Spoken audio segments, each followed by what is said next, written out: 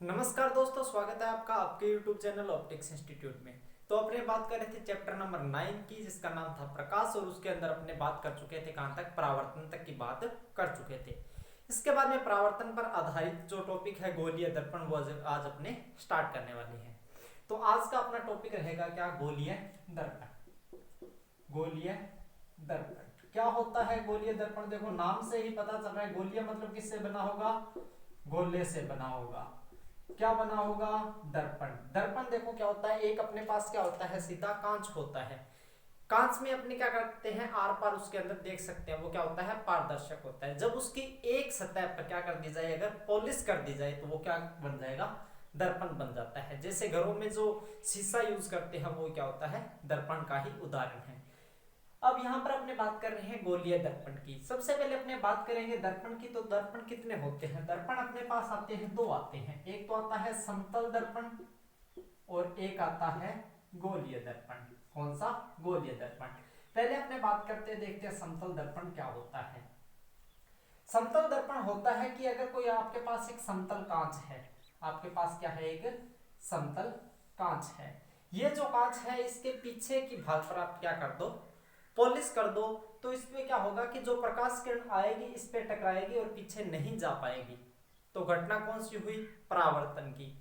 तो जो परावर्तन की घटना पर जो कार्य करते हैं, उनको क्या कहते हैं, दर्पण। और ये जो है किसका एग्जाम्पल हो जाएगा, समतल दर्पण का। तो आप देखो, समतल दर्पण से जब भी प्रतिबिंब बनता है तो उसकी कुछ विशेषताएं होती हैं। क्या विशेषताएं होगी? देखो, समतल दर्पण से जब भी प्रतिबिंब बनेगा, नंबर एक, प्रतिबिंब जो, अब देखो, जो अपने आप घरों में जो दर्पण यूज करते हो, वो कौन सा, समतल दर्पण। ठीक है। समतल दर्पण में क्या होता है कि जो प्रतिबिंब होता है, जितने आकार का होता है, जितनी लंबाई होती है उसकी और जितनी मोटाई होती है उसकी, उतना ही क्या होता है, प्रतिबिंब में दिखाई देता है। अब देखो, दो नाम आएंगे यहाँ पे, एक आएगा बिंब और एक आएगा प्रतिबिंब। एक आएगा प्रतिबिंब।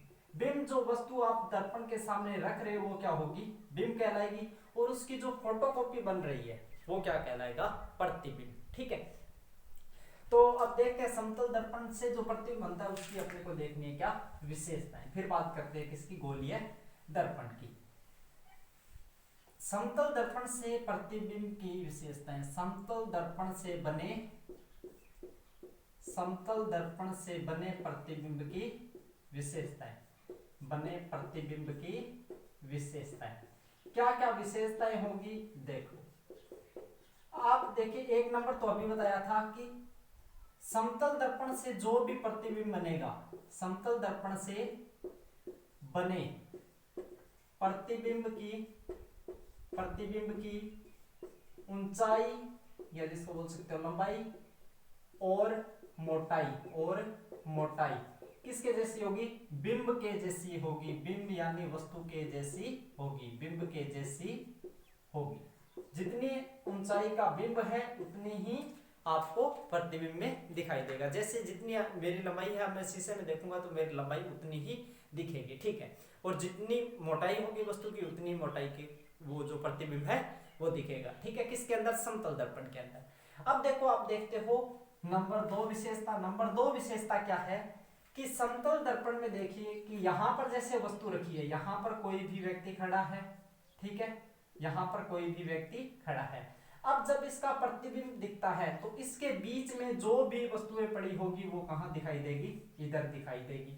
मतलब जितनी दूरी यहां होगी, ये क्या है, प्रतिबिंब से ये वस्तु की जितनी दूरी होती है, उतनी प्रतिबिंब से किसकी, उतनी ही यहाँ पे जो प्रतिबिंब बनेगा इसका, यहाँ पर जो प्रतिबिंब इसका बनेगा, इसकी जो दूरी होगी, प्रतिबिंब और दर्पण के बीच में दूरी, और वस्तु तथा दर्पण के बीच में दूरी, ये दूरी और ये दूरी दोनों क्या होगी, बराबर होगी। ठीक है। तो आप लिखोगे कि दर्पण से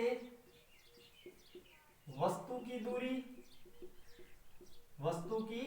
दूरी बराबर किसके होगी, दर्पण से प्रतिबिंब की दूरी। दर्पण से प्रतिबिंब की दूरी दोनों क्या होगी, बराबर होगी। नंबर 3, आपने देखा होगा, अब देखो यहां पर जो दर्पण, अभी दर्पण बनाया था समतल दर्पण, इसके पॉलिश कर दी थी, इधर वस्तु रखी थी, प्रतिबिंब इधर बन रहा था, मतलब प्रतिबिंब दर्पण के पीछे बनता है। तो लिख दो 3 नंबर विशेषता, समतल दर्पण से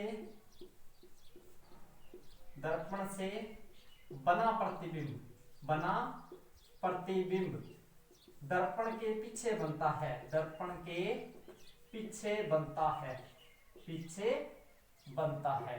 और जो पीछे बनता है वो बनता है कौन सा, आभासी प्रतिबिंब, या जिसको बोलोगे आप काल्पनिक प्रतिबिंब। तो आप नंबर 4 विशेषता लिख दोगे इसकी कि दर्पण, समतल दर्पण से बना प्रतिबिंब, यहां पर लिख देते हैं ऊपर, इसको कर देते हैं यहां से रफ। अगली विशेषता आ जाएगी 4 नंबर इसकी कि समतल दर्पण से बना प्रतिबिंब, समतल दर्पण से बना प्रतिबिंब काल्पनिक होता है, काल्पनिक या जिसको बोल सकते हो आप क्या, आभासी होता है, आभासी होता है। ठीक है, अब देखो, अब नंबर 5 विशेषता क्या होगी। 5 नंबर विशेषता आपने देखा होगा कि जब भी आप अपनी दर्पण के अंदर आप अपनी क्या देखते हो, शक्ल देखते हो, तो आपका दायां हाथ बायां दिखाई देता है तथा बायां हाथ दायां दिखाई देता है। इस घटना को बोलते हैं पार्श्व परिवर्तन। एक क्वेश्चन भी बनता है यहाँ पे, 5 नंबर विशेषता भी है, साथ में क्वेश्चन भी बनता है। क्वेश्चन ये बनता है कि पार्श्व परिवर्तन किसे कहते हैं, पार्श्व परिवर्तन किसे कहते हैं। तो पार्श्व परिवर्तन क्या हो जाएगा कि किसी भी वस्तु का दायां भाग समतल दर्पण में बने प्रतिबिंब में बायां दिखाई देना तथा बायां जो भाग होता है वो दायां दिखाई देना, ये जो घटना होती है इसको क्या बोलते हैं, पार्श्व परिवर्तन कहते हैं। ठीक है, ये था समतल दर्पण के बारे में। अब बात करेंगे किसकी, अब बात करते हैं गोलीय दर्पण की। किसकी, गोलीय दर्पण की। गोलीय दर्पण की बात करते हैं तो आपने देखा था अभी कि गोलीय दर्पण जो होता है वो किससे बनता है, गोले से बनता है। क्या करेंगे अपने कि गोला लेंगे, ठीक है। अब इस गोले को बीच में से क्या कर देंगे, कट कर देंगे, कर दिया। अब इसके कितने भाग हो गए अपने पास, 2 भाग हो गए, ठीक है। ये यहाँ पे इसका केंद्र था, ये इधर वाला जो भाग है इसको यहाँ पे कर दिया, इधर वाला यहाँ पे कर दिया। अब इसके एक के अंदर वाली साइड पॉलिश कर देंगे और दूसरे के बाहर वाली साइड पॉलिश कर देंगे, ठीक है, कर दी। अब देखो, जिसके अंदर पॉलिश की है, जिसके अंदर पॉलिश की है, अंदर पॉलिश कर दी तो प्रकाश किरणें कहां टकराएगी, इसके ऊपर टकराएगी, ऊपर टकराएगी तो ऊ से याद रखना ये कौन सा हो जाएगा, उत्तल दर्पण। कौन सा, उत्तल दर्पण। ये कौन सा हो जाएगा, अवतल दर्पण। कौन सा हो जाएगा, अवतल दर्पण। ये 2 दर्पण बनेंगे, उत्तल दर्पण और अवतल दर्पण। अब इन दोनों की परिभाषा, उत्तल दर्पण की क्या परिभाषा होगी, वह दर्पण जिसके उभरे हुए भाग पर प्रकाश किरण टकराए, क्या कहलाएगा, उत्तल दर्पण। या इसकी परिभाषा ऐसे लिख सकते हो कि वह दर्पण जिसके धसे हुए भाग पर क्या की जाए, परावर्तक पॉलिश की जाए। ये जो पॉलिश होती है, पिछले डायग्राम में, पिछली जो क्लास थी उसमें डायग्राम बनाया था तब लिखा था परावर्तक पॉलिश। अगर कोई दर्पण के धसे हुए भाग पर परावर्तक पॉलिश कर दी जाती है तो वह कैसा दर्पण होगा, उत्तल दर्पण होगा। अगर कोई दर्पण के धसे हुए भाग में प्रकाश किरण टकराए, अंदर वाले भाग में, धसे हुए भाग में प्रकाश किरण टकराए, अंदर प्रकाश किरण टकरा रही है तो ऐसे याद रखना कौन सा, अवतल दर्पण। जब अंदर प्रकाश किरण टकराएगी तो कौन सा, अवतल दर्पण। या इसकी परिभाषा हो जाएगी कि किसी दर्पण के यदि उभरे हुए भाग पर परावर्तक पॉलिश की जाती है तो वह कौन सा हो जाएगा, अवतल दर्पण।